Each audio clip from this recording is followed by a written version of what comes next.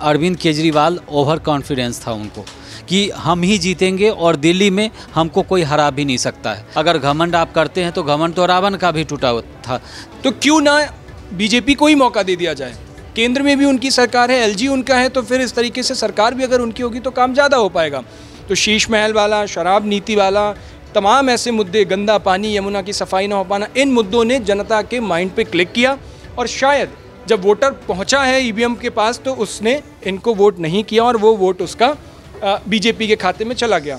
नमस्कार, आप देख रहे हैं भारत एक्सप्रेस का डिजिटल प्लेटफॉर्म और मैं हूं आपके साथ आंचल मित्तल।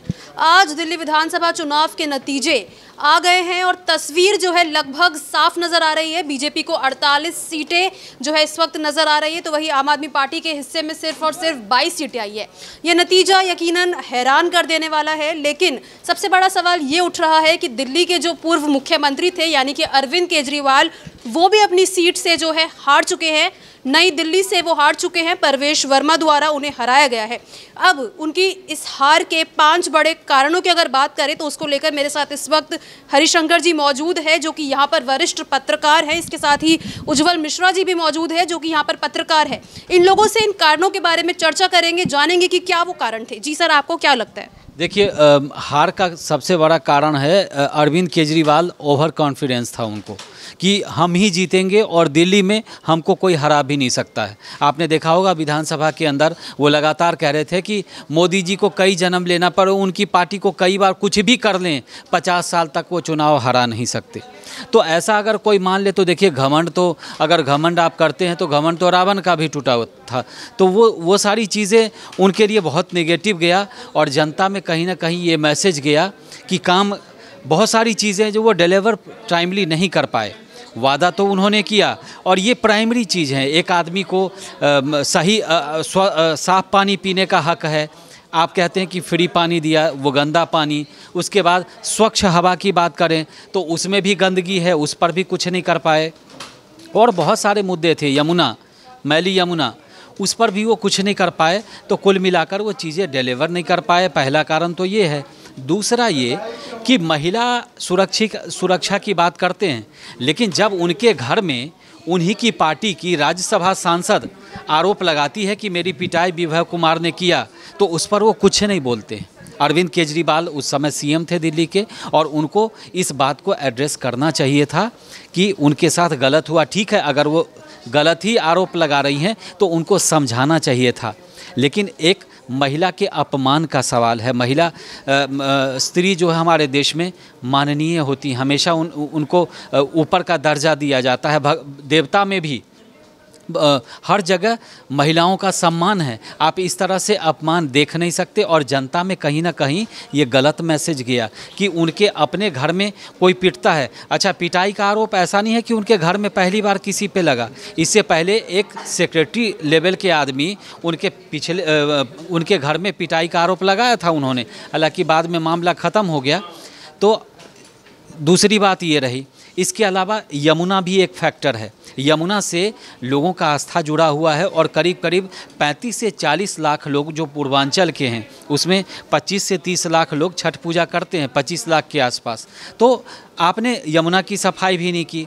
इसके अलावा बहुत सारे मुद्दे ऐसे रहे जिस पर आम आदमी पार्टी मतलब प्रॉपर लोगों की बात जो है, लोगों की मांग जो है उसको पूरी नहीं कर पाई। इसके बाद सड़क है और भी मुद्दे हैं। इसके अलावे अरविंद केजरीवाल की जो भाषा है, आमतौर पे आप देखें उनके पार्टी के जो नेताओं की भाषा है वो बड़ा मतलब अजीब तरह की भाषा इस्तेमाल करते हैं। आप लोगों को जवाब दीजिए, आप लड़िए, लेकिन आपकी भाषा में शालीनता होनी चाहिए।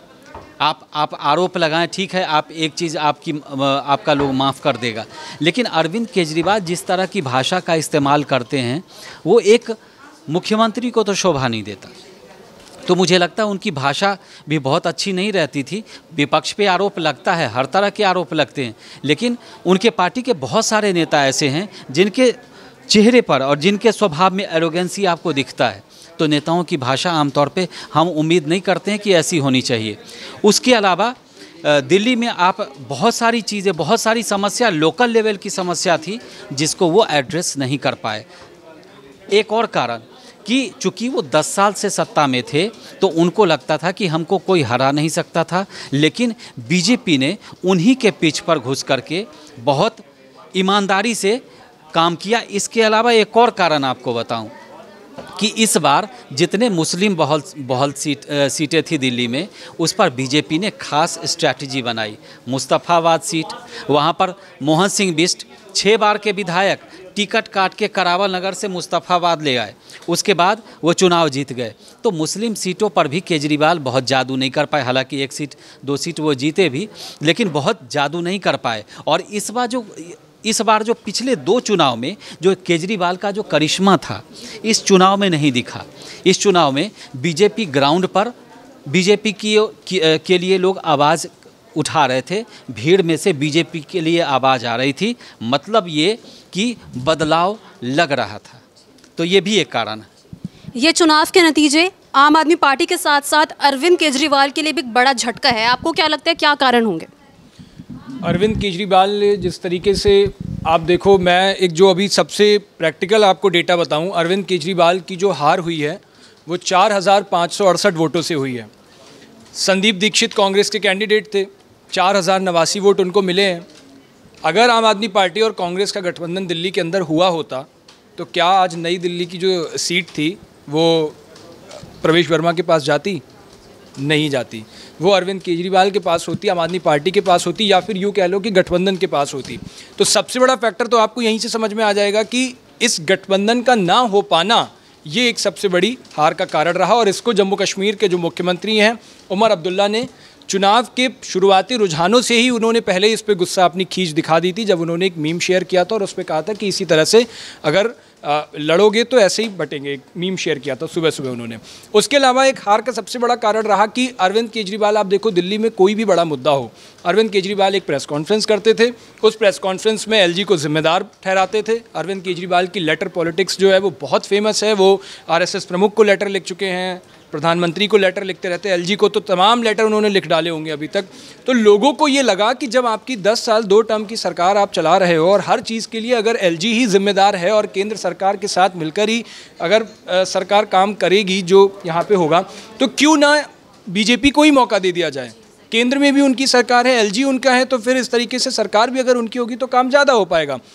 एलजी को हर बात के लिए दोष देना अगर होता तो जम्मू कश्मीर में भी बिल्कुल दिल्ली जैसा ही हाल है, वो भी एक ऐसा ही राज्य है, वहाँ भी एलजी है, मनोज सिन्हा वहाँ पे एलजी हैं और उमर अब्दुल्ला वहाँ मुख्यमंत्री हैं, सरकार चला रहे हैं। उमर अब्दुल्ला तो ऐसे नहीं करते जैसे अरविंद केजरीवाल करते हैं। अभी आपने देखा प्रधानमंत्री वहाँ गए, कितनी योजनाओं का शिलान्यास किया, लोकार्पण किया, तो वो भी साथ मिलकर के सरकार चला रहे हैं।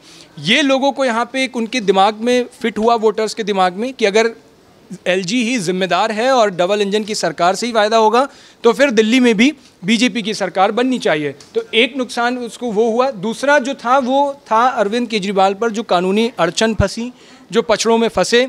अरविंद केजरीवाल जब सत्ता में आए थे तो जन लोकपाल बिल को लेकर के बात आंदोलन कर रहे थे और उस वक्त और भ्रष्टाचार को लेकर बात बोल रहे थे। जन लोकपाल बिल तो आया नहीं, उस पर लोग सवाल उठाते रहे।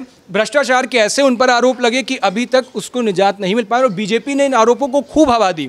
आप देखो शीश महल जैसा मुद्दा, बीजेपी ने जितना अपने फेवर में प्रचार के लिए खर्च किया होगा, शायद जोर लगाया होगा, उतना ही शीश महल जैसे मुद्दे को उठाने के लिए जोर लगाया। तो शीश महल वाला, शराब नीति वाला, तमाम ऐसे मुद्दे, गंदा पानी, यमुना की सफाई ना हो पाना, इन मुद्दों ने जनता के माइंड पे क्लिक किया और शायद जब वोटर पहुंचा है ईवीएम के पास तो उसने इनको वोट नहीं किया और वो वोट उसका बीजेपी के खाते में चला गया।